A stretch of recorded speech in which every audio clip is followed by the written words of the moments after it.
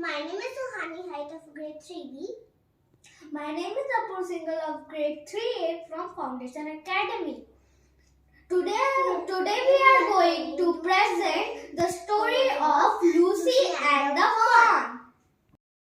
One rainy day, Lucy was exploring an old house.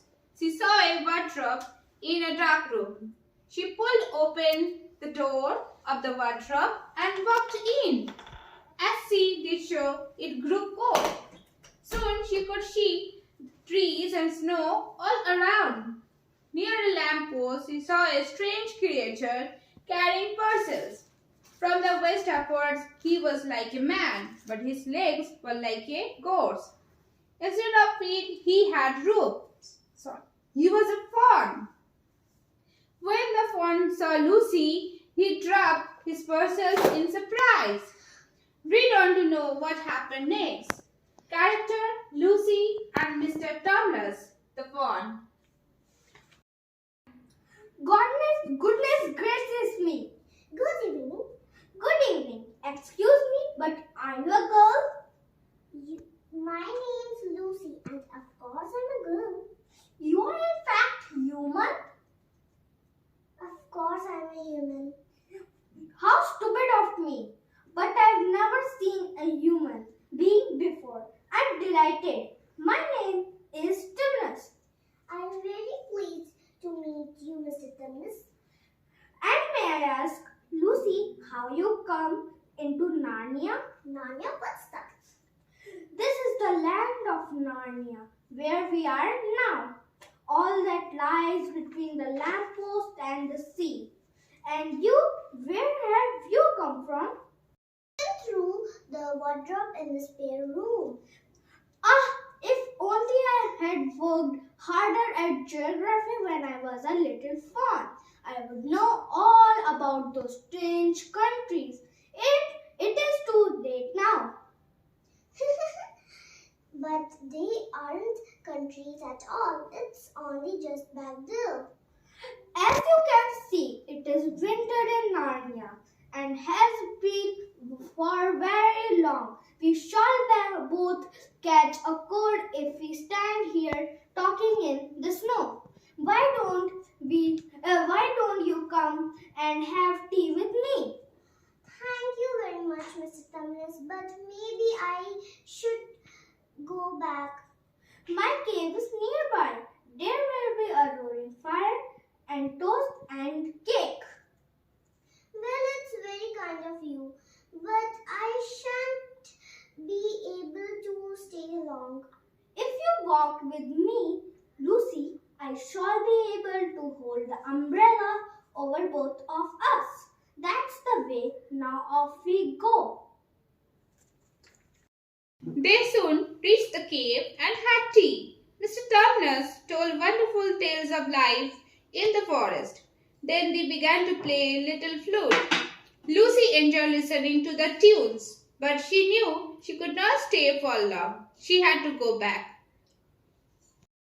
Oh, Mr. Thomas, I'm so sorry to stop you.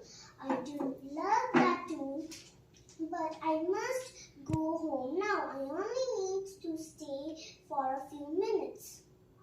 It's no good now. No good? What do you mean? Mr. Thomas, what is the matter? Mr. Thomas, don't. What is the matter? Aren't you well? Oh, I'm crying because I'm such a bad fawn. I don't think you are a bad fawn at all. I think you are a very good fawn. You are the nicest fawn I have ever met. No, Lucy, I saw the white fish. She pays me to work for her. The white witch? Who is she? She rules over to Narnia. She makes it always winter, and never Christmas. How awful! But what does she pay for you? I am a kidnapper for her. Look at me, Lucy. Would you believe that I am the sort of fawn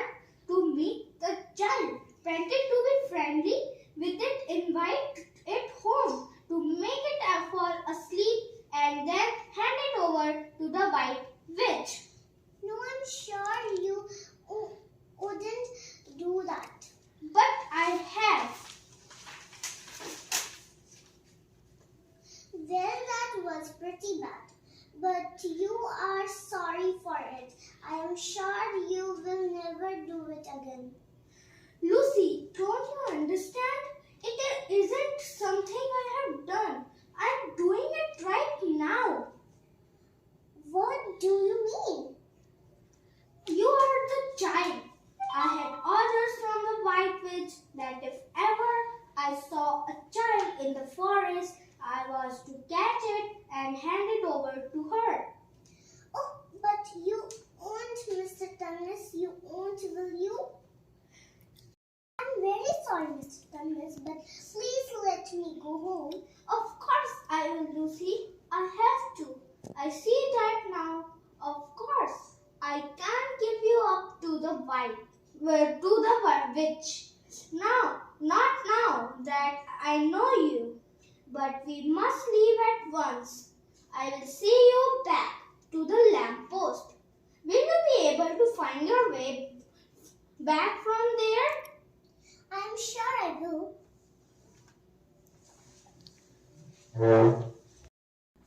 Mr. Thomas and Lucy walked quickly and quietly to the lamppost. Do you know your way from here? Yes, I can see the water door. Then go home. Can you forgive me for what I meant to do, Lucy? Of course I can, and I hope you